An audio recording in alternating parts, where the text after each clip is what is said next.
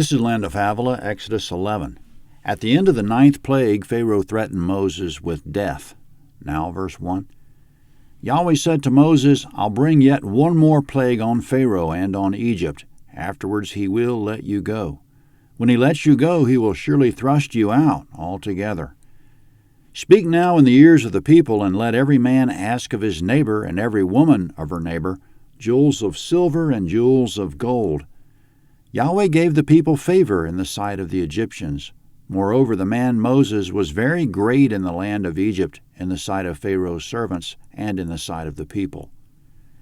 Comment: Yahweh began making promises to Moses at the burning bush, coupled with commandments, and after a long time Moses is on the verge of seeing the first big promise fulfilled, the one about Pharaoh thrusting them out of Egypt, not just letting them go, but insisting they go. 5 chapters ago, Moses was discouraged. He had trouble believing Yahweh that there would be a big turnaround, that he, Moses, could make it happen by speaking to Pharaoh. At the burning bush, God told Moses, quote, you shall not go empty-handed, end quote. Now in verse 2, Yahweh is instructing Moses to start the plunder of the Egyptians by having every man and every woman ask their Egyptian neighbors for jewels of silver and gold. They're also going to get clothing from the Egyptians. And the word will now be fulfilled that Yahweh gave Abraham over 400 years ago, quote, I'll also judge that nation whom they will serve. Afterward they'll come out with great wealth. Genesis 15:14. On Mount Horeb in Exodus 3:11, Moses asked, quote, Who am I that I should go to Pharaoh? End quote. He had no credibility with himself or anyone else at the time, but God's changed that by the time of verse 3, quote, The man Moses was very great in the land of Egypt, and in the sight of Pharaoh's servants, and in the sight of the people, end quote. So that's a big see I told you so from God, that though Moses was inadequate, God was adequate. And in Exodus 4:1, Moses underestimated God in another way, wrongly predicting of his own people, quote, They will not believe me or listen to my voice, end quote. But now everybody's listening. Ephesians 3:20, God, quote, is able to do exceedingly abundantly above all that we ask or think, end quote.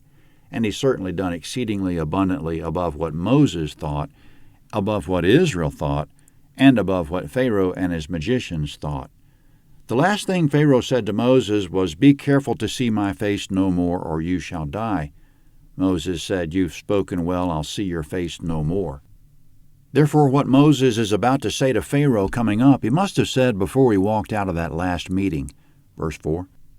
Moses said, This is what Yahweh says. About midnight I'll go out into the middle of Egypt, and all the firstborn in the land of Egypt shall die, from the firstborn of Pharaoh who sits on his throne, even to the firstborn of the female servant who's behind the mill, and all the firstborn of livestock. There shall be a great cry throughout all the land of Egypt, such as there has not been, nor shall be any more. But against any of the children of Israel a dog won't even bark or move its tongue against man or animal, that you may know that Yahweh makes a distinction between the Egyptians and Israel. Comment: The Egyptian firstborns will die. This comes from God's promise to Abraham, quote, I'll bless those who bless you, and I'll curse him who treats you with contempt, Genesis 12:3. God makes a distinction between Israel and the Egyptians based on that promise.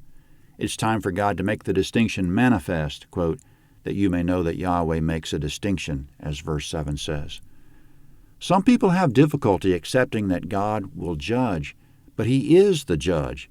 He's the embodiment of justice and righteousness, and He does it perfectly. If we rely on our own judgment, huffing and puffing about His judgments, imagining ourselves wiser and mightier than He, it's a mistake. Justice and judgment are far beyond us when it comes to what God should and shouldn't do. We're in no position to indict God for His judgments. We can't possibly find any leverage against Him. Job 9:19 says it poetically, quote, If it's a matter of strength, behold, He's mighty. If of justice, who, says He, will summon me? End quote. In other words, we can't overpower Him, and we can't bring an indictment against Him.